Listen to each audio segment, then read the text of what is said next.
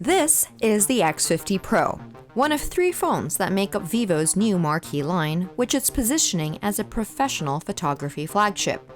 I've been using the phone for over a week now, and here are my thoughts on it so far.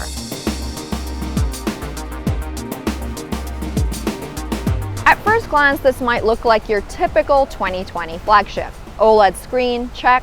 5G, check. Large battery and speedy refresh rates, check and check. But what sets this phone apart is its gimbal technology, which Vivo left out of the higher-end X50 Pro Plus and the base X50 Pro. Vivo says it made that decision because it wanted to make its gimbal camera tech widely available. But it also had to make some compromises to drive down the price to an accessible level, like using the Snapdragon 765G chipset instead of the most advanced Snapdragon 865. To me, it seems like a smart compromise because the chip handled pretty much everything I threw at it. But back to that gimbal. Does this hyped up tech actually work? So I spent about a week using the Vivo X50 Pro. I first tested it in daylight, comparing it to the 1 generation old iPhone XS Max. As you can see, there's not much of a difference between the two phones. Both devices captured stable footage without any obvious jerkiness, even while panning the cameras. But the differences were noticeable in darker conditions. Here's video from the iPhone that I took while running. You can see it's obviously very shaky. Now here it is on the Vivo. You can see how buttery smooth it is, and you can't really even tell that I'm running. Bottom line, the gimbal tech works, but if you find yourself shooting frequently in the day or while you're walking at a regular pace, then you won't be taking much advantage of its gimbal system. Either way, it's a fantastic option to have. So let's talk about the rest of the camera setup. There are 4 cameras on the phone's rear, as well as the 48 megapixel main lens. You'll find an 8 megapixel ultra wide lens and an 8 megapixel periscope camera. There's also a 13 megapixel portrait telephoto snapper. In general, the X50 Pro made it easy to take crisp and vibrant photos that captured my surroundings wonderfully.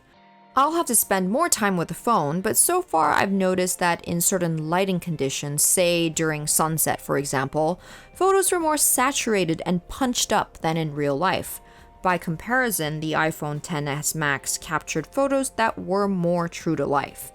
Here's some photos taken indoors with a lot of natural light coming in through the window. Again, you can see how the Vivo X50 Pro perked up the color, in this case the green color of the avocado, while on the iPhone XS Max it's a more subdued shade. Again, this was more representative of what my breakfast actually looked like before I devoured it. Whichever style you prefer is likely a matter of personal preference. I personally prefer photos that capture an experience as authentically as possible. Another star camera feature is the periscope zoom lens. This is the much-loved feature that we first saw on Huawei's P30 Pro, and it's something iPhones still don't have but might be getting in 2022 if recent reports citing a reliable Apple analyst are accurate. Zooming in 5 times, I got this glorious orange shot of Hong Kong sunset, and this is the original photo taken on default settings. Now let's check out the Vivo 60 times zoom. You're looking at a photo of Hong Kong's Victoria Harbour taken on default settings, and you can see the skyline and the buildings on the other side, and as I zoom in more, obviously you see more detail of the buildings that line the area across the harbour. But using 60 times zoom, I was able to zoom into a sign on one of the hotels on the opposite side of the harbour.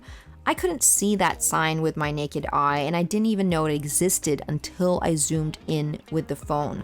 So the range you can get on this camera is pretty extraordinary, and I'd love to compare it to Samsung's Space Zoom one of these days. On the front, there's a 32 megapixel selfie camera which took photos capturing an excruciating amount of detail. Beauty filters were actually part of the default settings. There was even a makeup for men setting that very surprisingly was turned on as well on default settings.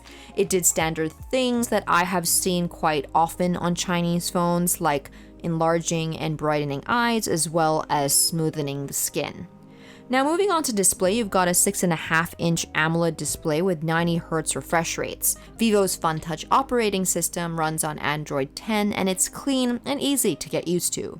You can also see Vivo uses round circular icons, which I prefer to the rigidness of square icons, and it's also got dark mode.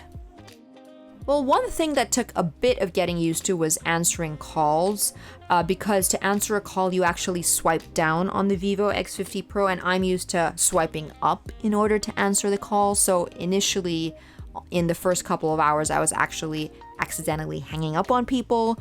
No big deal, and I'm not sure if there's a way to change this, but it might take a bit of time to get used to. Now, moving on to battery life, the Vivo X50 Pro has a 4,315 milliamp hour battery, which easily lasted me the whole day on default settings. I guess I'm pretty much your average user.